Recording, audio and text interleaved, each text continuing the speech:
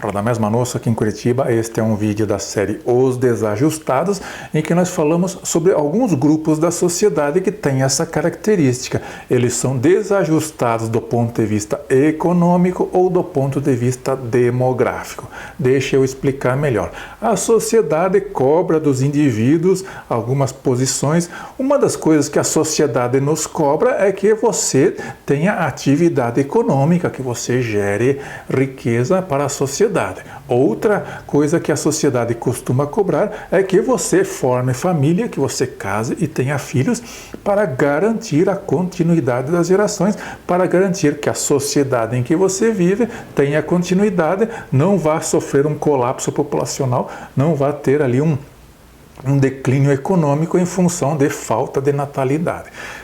Nos dias de hoje, essa segunda característica, aí, o compromisso demográfico, está meio numa fase turbulenta, porque nós estamos vivendo aí um estágio de experimento social que logo vai fracassar, que logo vai produzir seus frutos podres, mas o compromisso demográfico ele vai voltar com força em breve, assim que começar o colapso populacional. Então, esses grupos que eu vou falar aqui, eles são grupos sociais em que os membros têm um déficit ali, ou eles não estão cumprindo ali com o seu compromisso econômico, ou não estão cumprindo com o seu compromisso demográfico. Vamos lá. Grupo número 1 é os Hikikomori. Este é um grupo que está mais bem descrito lá no Japão, mais estudado, mais analisado, mas eu diria que não é só uma exclusividade do Japão.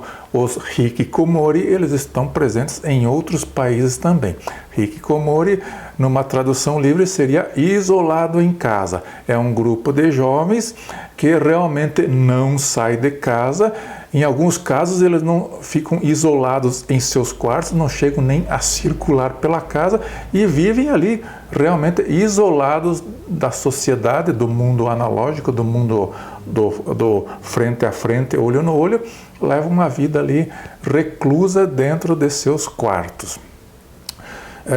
Estima-se, segundo lá o governo japonês, que tem aproximadamente 500 mil Hikikomori no Japão, e isso dá 1,78% da população jovem. É um número significativo e preocupante, porque afinal de contas, esse grupo é formado por pessoas eles nem estudam, nem trabalham. Eles vivem às custas dos pais, né? Os pais é que provêm ali o mínimo necessário para eles sobreviverem, dão ali a moradia, os recursos básicos e a alimentação. E esses jovens estão lá, isolados da sociedade. Muita gente pergunta por que está acontecendo esse fenômeno no Japão. É um fenômeno mais ou menos recente, começou a ser analisado a partir do início do ano 2000 e dizem que está muito ligado aí com as questões digitais. Foi a revolução digital, a internet, toda essa possibilidade de você levar uma vida ali diante da tela do computador, diante da tela do celular, que propiciou, que viabilizou o surgimento dessa cultura aí Hikikomori.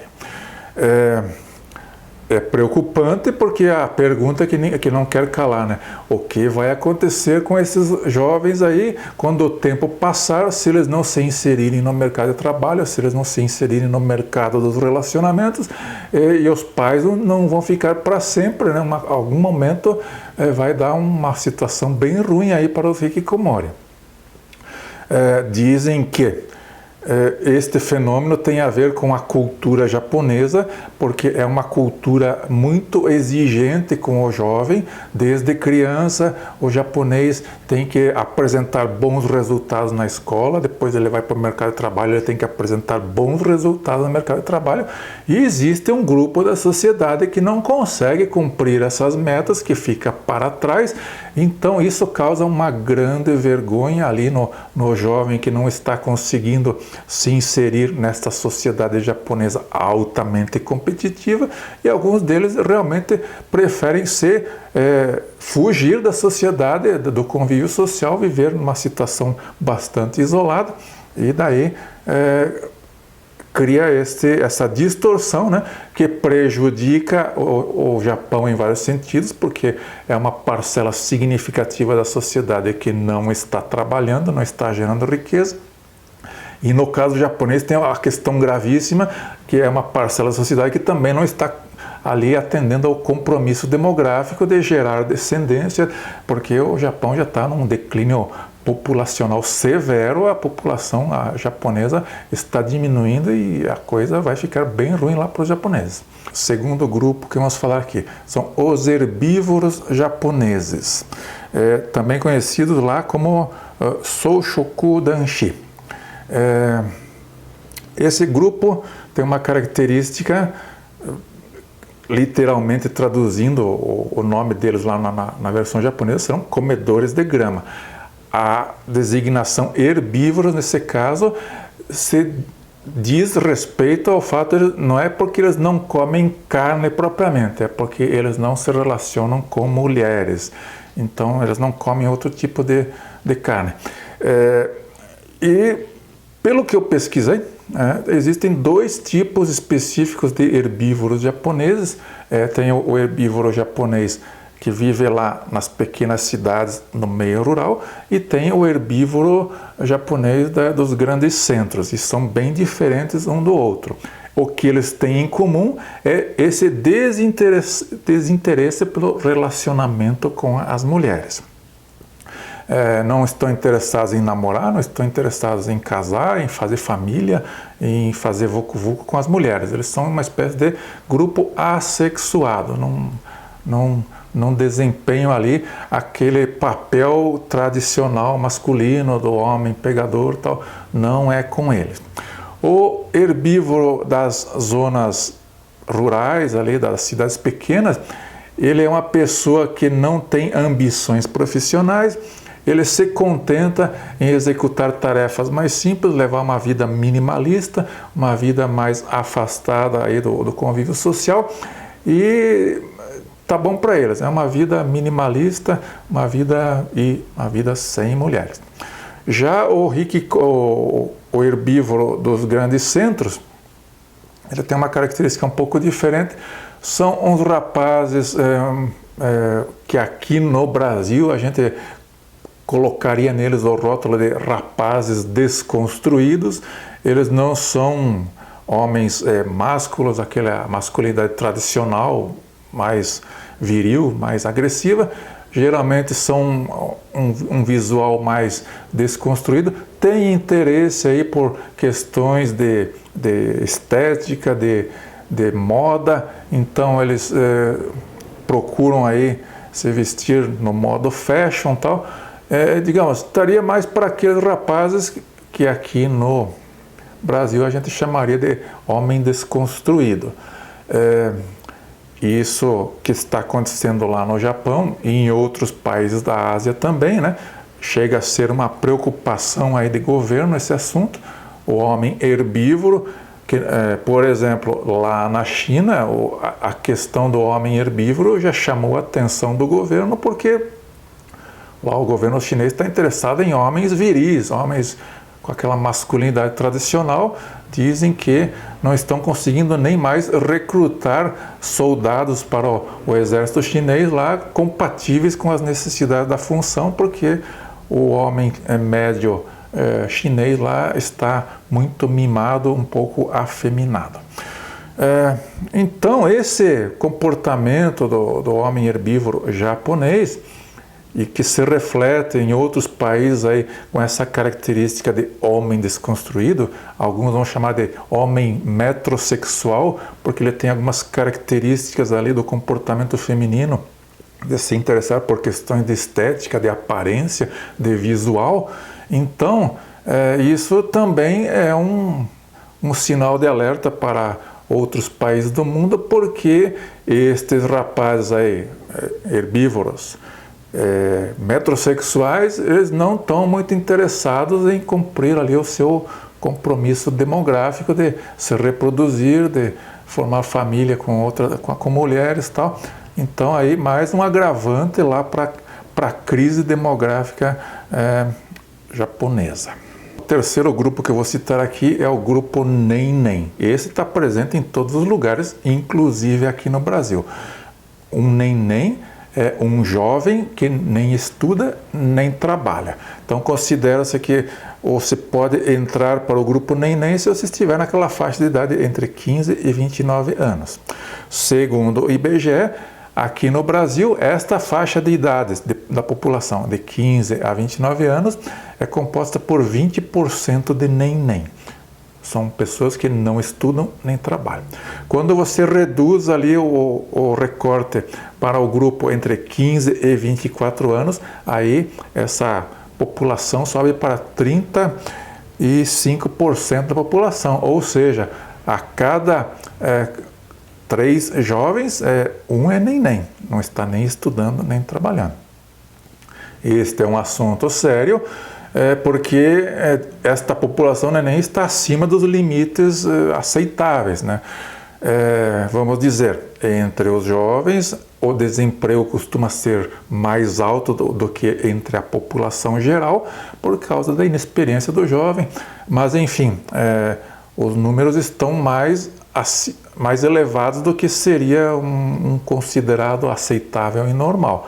Aqui no Brasil, inclusive, esta população, os NEM, estão aumentando a cada dia. E vamos dizer, né, nesse grupo ali tem os desempregados, tem as garotas que já são mães, estão cuidando da família, tem gente que está estudando, mas não no ensino regular, tem gente que está fazendo atividades marginais, enfim. Tem ali, nesse grupo também deve ter os hikikomori brasileiros. Aqueles jovens que estão em casa, nas costas dos pais, ficam o dia inteiro dentro do quarto, jogando videogame. Então, é um grupo que pode ser considerado desajustado do ponto de vista econômico, né? Não estão gerando riqueza, nem estão se preparando para gerar riqueza para o país. E o quarto grupo que eu queria citar aqui, como desajustados, é a população carcerária. Aqui no Brasil nós temos uma gigantesca população carcerária de 832 mil pessoas, gente pra caramba, 0,39% da nossa população está na cadeia, enfim, esses não estão nem estudando nem trabalhando, né? Estão lá passam o dia olhando para as paredes. Se você está assustado com esse número, você vai ficar mais assustado com o número dos Estados Unidos. Os Estados Unidos têm 2,2 milhões de população carcerária, muito mais que o Brasil. E também tem aquela característica, lá nos Estados Unidos eles mandam mais gente para a cadeia e mantêm as pessoas na cadeia. Diferente do Brasil aqui, que se nós brasileiros tivéssemos índice de encarceramento típico dos americanos, essa população carcerária brasileira mais que dobraria. Iria para cima de 1,5 milhão de brasileiros encarcerados. Então, realmente, é uma população aí que está sendo desperdiçada em todos os sentidos, não está produzindo riqueza, estão lá cumprindo pena, né? Alguns deles continuam cumprindo ali o seu compromisso demográfico, porque as mulheres vão lá fazer visita íntima, mas o compromisso econômico deles com a sociedade não está sendo cumprido. Então vocês vejam que esses grupos que eu citei aqui neste vídeo da série nos fala muito sobre a questão do fardo masculino com performance. A sociedade cobra muito dos homens desempenho naquilo que a sociedade entende que é prioritário, principalmente desempenho econômico. Então, esses grupos ali, hikikomori, herbívoros, NEM, eles são cobrados, e os homens, os rapazes, são cobrados com intensidade, são discriminados, são marginalizados na sociedade. Vejam lá no Japão que o hikikomori, ele tem tanta vergonha do seu desempenho social que ele fica isolado num quarto, porque a sociedade cobra muito.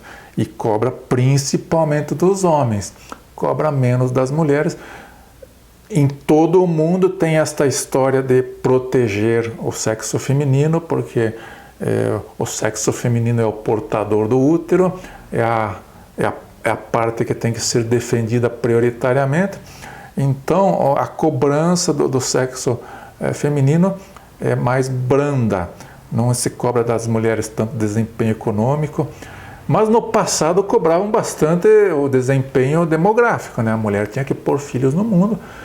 Nós estamos agora aí numa fase de experimento sociológico desastroso, em que a ideologia podre está incentivando as mulheres a não terem filhos, a odiarem o matrimônio e a odiarem a maternidade.